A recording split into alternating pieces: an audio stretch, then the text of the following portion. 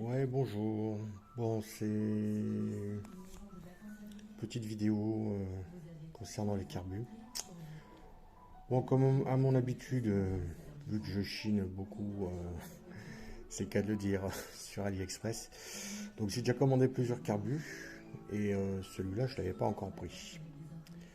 Donc j'ai reçu ceci. Donc bon, on va pas se voiler la face, hein. C'est une copie du Delorto PHBG Black D Racing. Donc sur le modèle c'est celui en 21, donc avec comment dire, les prises huile et tout bastringue. Donc il faudra que je bouche. Donc il y en a déjà une qui est bouchée là ici. Voilà, starter à câble manuel.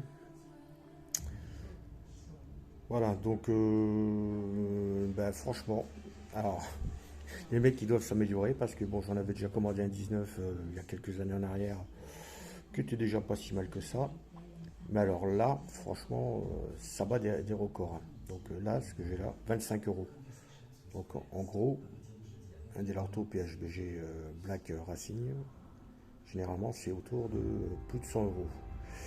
Donc là, vous le recevez tel quel. Donc en plus avec l'espèce de mini Venturi raccord là. Bon, c'est pas le top ça, hein. Donc bref, bon ben, j'ai reçu ça. Donc dessus du corps boisseau, bah, là ici c'est le système à vis que j'aime bien. Voilà. En dessous, cuve racing, donc avec le bouchon. Voilà. Donc montage souple. Donc tout ça pour dire que grosse différence c'est par rapport à avant. Donc quand on recevait les carbus, il n'y avait pas d'inscription, que ce soit sur les aiguilles, sur le puits ou sur les gicleurs. Et bien la grosse surprise, donc tout est indiqué. Alors qu'avant, même l'aiguille, on ne savait pas. Donc là, le gicleur 90, le boisseau taille 50, le puits AU 262, donc du 2 temps. Donc gicleur ralenti pareil, tout est indiqué, même jusqu'à l'aiguille. Donc tout est marqué. Donc j'ai inspecté tout le carbu, aucun dépôt, rien du tout. Donc je suis franchement là je tombe encore une fois sur le cul. Donc après je suis pas déçu, hein, parce que quand je vais sur Ali, je sais où je dois taper, où je dois prendre. Et je suis pas déçu, hein. D'ailleurs, quand certains auront compris que beaucoup de choses qui sont sur Ali sont des choses qu'on retrouve dans les magasins. Donc je l'ai déjà prouvé par rapport à plusieurs pièces de KTM. Donc comme tous mes carénages carbone et compagnie qui sont déjà vendus par une boutique en Allemagne que j'ai grillé. Mais bon bref. Voilà, ou même mon vélo qui est vendu sous une autre marque à 2 fois son prix. Bon bref. Voilà, j'ai là, franchement, donc bon, ça reste de la copie, hein. C'est voilà, mais franchement, agréablement surpris. Et je confirme, ça a bien le poids d'un Delorto. Donc c'est pas de la du Zamac merdique. Donc puisque les carbus c'est pas de l'alu, hein, ni du magnésium, hein, c'est du Zamac. Voilà. Donc c'est un alliage. Donc zinc, je sais plus quoi là et compagnie. Bon bref. Donc même là j'ai regardé le contrôle de la vis de richesse. Bah, elle est sur un 3 quarts. Donc presque bon par rapport à ce qu'on voit d'habitude sur les réglages de base qui est de un tour et demi. Voilà, donc là ils ont déjà mis un 3 quarts. Donc bon bref. Ok. Ouais, donc je disais la finition parfaite. Mais c'est parfait de chez parfait. Ouais, sauf ici là. Il y a un petit décalage là ici sur le pourtour là. Bon, c'est pas énorme, hein, c'est pas ce qui va jouer, hein. Donc voilà, le reste, tout est nickel. C'est parfait. Franchement, voilà. Donc bon, ça c'est celui qui va aller sur le 102. Puisque bon, même si je poste pas, j'ai pas fait de vidéo dernièrement sur le 102, je suis toujours en train de bosser dessus. Donc j'ai refait tout ce qui était boîte à air et compagnie, puisqu'il n'y avait pas de boîte à air. Donc j'ai fait boîte à air et compagnie. par rapport à ce que j'ai vu, et puisque j'ai pas mal potassé, sachant que c'est un moteur qui a pas de vario et compagnie, je me suis quand même rapproché vachement de ce qui se faisait sur Solex de compétition. Donc voilà,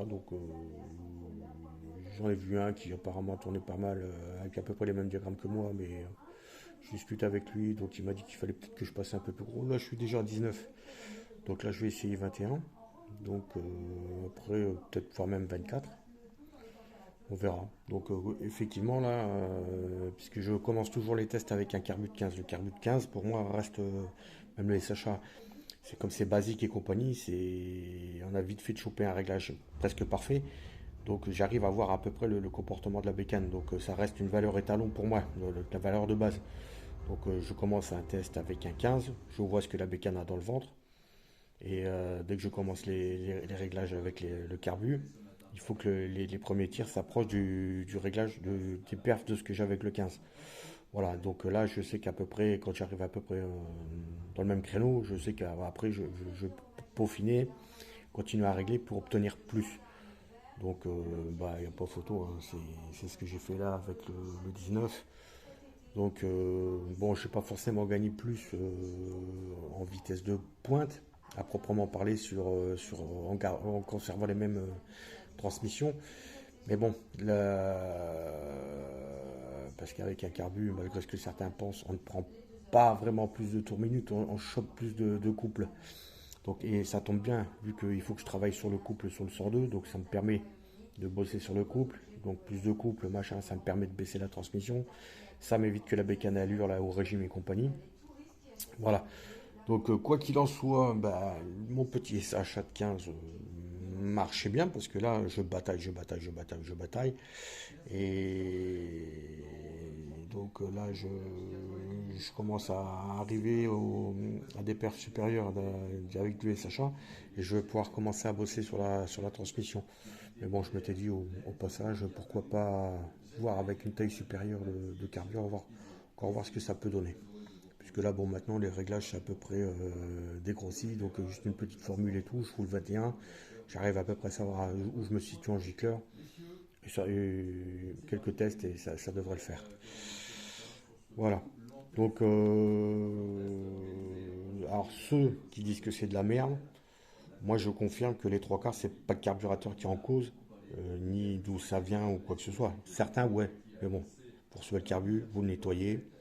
Voilà, donc il n'y a pas 56 photos. Un carburateur, c'est tout simple, hein. C'est que des conduits. Les conduits, s'ils sont propres, ça passe, hein. C'est comme les gicleurs, hein. Si les gicleurs ne sont pas bouchés, ça passe. Un carbu, ça fonctionne. Si ça marche, un carbu ne fonctionne pas, c'est qu'il y a un problème. J'ai eu le cas une fois, le carbu ne marchait pas. Et au final, donc j'ai eu beau le passer dans l'ultrason et tout le bordel, et ben, il s'avérait que, en fait, compte, c'était ici, là, à l'intérieur, là. Et ben, malgré que l'essence passait, donc à une certaine vitesse, machin qui me remplissait la cuve, bah, il s'avère que quand j'étais à haut régime, la cuve se vidait. Bah, tout simplement à l'intérieur là, ici dedans là, dans le passage de l'arrivée d'essence, c'était encrassé. Et ça, vous pouvez prendre n'importe quel truc ultrason, ça ne le nettoie pas. Quand c'est de l'essence du 95 qui est resté à pourrir là-dedans pendant des années, quand vous remettez en route, oui, l'essence va passer, mais le débit sera pas maximum. Donc c'est une des pannes. Donc j'ai eu le cas. Je me suis arraché les cheveux là-dessus. Donc c'était quand j'avais fait le moteur, la bécane avec le double moteur pour la montée impossible. Et je me suis arraché les cheveux avec ça. Donc voilà. Mais ça, quand vous recevez, si vous l'inspectez, machin, vous le montez, ça marche. Bon, bien sûr, il faut le régler. Mais les trois quarts qui foutent la faute sur la pièce en elle-même, donc, généralement, c'est pas la pièce, c'est les réglages et tout ce qui va avec, hein. C'est comme je vois encore les postes qui fleurissent sur Erzal, les cylindres Erzal, mais ça marche. Du bien, je vois ce que je lui mets dans la tête, là, celui du 102 qui est super mal refroidi, qui est quasiment à l'horizontale et tout. Le bordel, je le fais cracher la mort et compagnie, et ça sert pas. Mais non, c'est à partir du moment que la métrologie est bien faite, que les appairages sont respectés, que les chanfreins sont faits, le jeu à la coupe est fait, tout ça, ça ne sert pas. Donc beaucoup ont de mal à remettre leurs compétences mécaniques en cause et c'est dommage, c'est malheureux, quoi. Donc parce qu'on apprend de ses erreurs, déjà d'une. Et voilà, donc un moteur, c'est une horloge. Donc tant que certains n'auront pas compris que le moteur, c'est l'équivalent d'une montre suisse, que le moindre truc d'un côté, si on le dérègle, ça influe sur toute la chaîne derrière. Donc c'est presque l'effet papillon, hein, où j'étais un pavé dans la mare à Tokyo et vous avez un tsunami en Californie, hein. C'est la même chose. C'est la même chose. Donc voilà. Donc, bon, bref, bien content de mon petit achat. Donc on va tester ça rapidos. Donc il y a peut-être le starter manuel que je vais dégager à câble. Je vais mettre le manuel, la bouchon là qu'on tire. Ça me simplifiera les choses et j'ai pas envie de monter un câble comme j'ai le câble qui est accessible sur le côté. Voilà. Donc voilà, belle surprise. Donc je m'attendais pas à voir parce que là j'étais parti pour changer les pièces et remettre tout ce qui était en Delorto, hein. Donc puis là pas besoin. Donc ah oui, si j'ai quand même regardé le gicleur. Donc il est marqué 90. Donc j'ai un truc avec des aiguilles que j'ai à la maison que je mets dans le gicleur. Et après je me sors au pied à coulisses. Je confirme, hein, c'est bien un gicleur de 90. Hein, c'est pas parce que c'est pareil, il y en a qui disent que les gicleurs chinois c'est de la merde et machin. Je les achète tous là-bas depuis des années. Et j'ai pas de soucis, hein. Mais bon, là j'ai quand même contrôlé au cas où. Donc c'est 90, je confirme. Le trou c'est bien du 0,90 mm. Voilà. Voilà, voilà. Allez, à plus.